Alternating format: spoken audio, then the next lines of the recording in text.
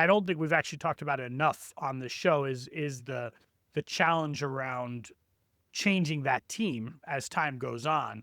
Um, have you found anything that helps you in that process? Like, have you found any systems, processes, messaging to the team? Like, is there anything that has helped you get better at that, or is it really just getting those other people around you to help you do that?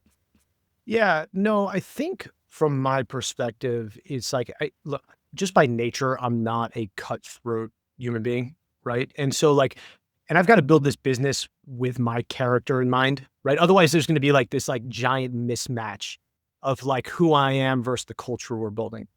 And so what I found is that like leaning into who I am and finding solutions that sort of like take that into consideration that may actually not be conventional business advice, right, has worked pretty well. Some examples that come to mind is like, reshuffling people, right? Like maybe saying to somebody that like you're not going to lead this department anymore, but you're a very valuable member of this team, right? And we're going to layer in somebody with a bit more experience above you, right? But like that doesn't mean that you're any less valuable to what we're doing, right? If anything, I would say it speaks volumes about who you are and what you're doing with the business. And so it's situations like that, I think that have been helpful in navigating this. Hmm. When you go through the interview process, do you what is your way of interviewing? How do you I'm saying very tactically, like what do you look for when you interview, and what is that process that you follow?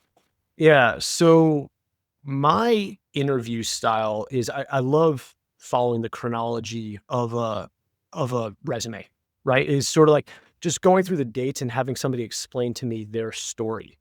Um, you know, and what I've found is like you find both really good stories, right? And you also find inconsistencies. I mean, funny story. I had an interview the other day. I was going through the resume. I was going through the chronology. And I was like, it just didn't make sense, right? Like, and I just asked a couple soft questions, and this person started talking. Turns out this person had two full-time jobs at once, and neither employer knew about it. Like just totally taking advantage of like the remote work world, which is it's wild, like the change in like dynamics with like this remote culture, et cetera. Um, but what I'll say about interviewing is I've always found interviewing hard. I don't think I'm particularly good at it. Um, and I think one of the things, and this is another Achilles heel of mine, right? Like being high on that like empath scale is like relating to people, talking to them. Like I find myself gravitating probably a little bit too much towards personality, and this is where having people around me help, right? And then pulling in subject matter experts to really dig in on what it is we're hiring them for, has been very helpful. When you talk about going down kind of the chronology, one of the things I got this advice when I was like 23, CEO of some company that I just got thrown into. And this recruiter said to me, "How do you interview?" And I was telling them the same thing. And they said, at each step of the way, you have to ask the second why, the third, the what, the why. You like just going and kind of probably, I'm assuming, how you found out the person had two jobs at the same time.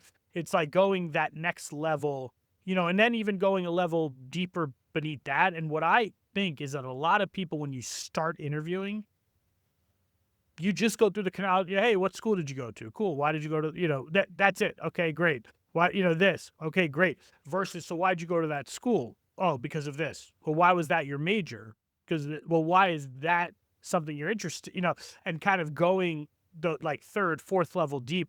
That one piece of advice for me, I think, changed my entire interviewing style. That piece of advice, like why followed by silence, is like, I mean, it really is amazing because it's not my natural default, for better or worse. I like to talk, but it's like if you let silence sit and somebody's in like a halfway, like nervous situation and you ask why, they'll start talking.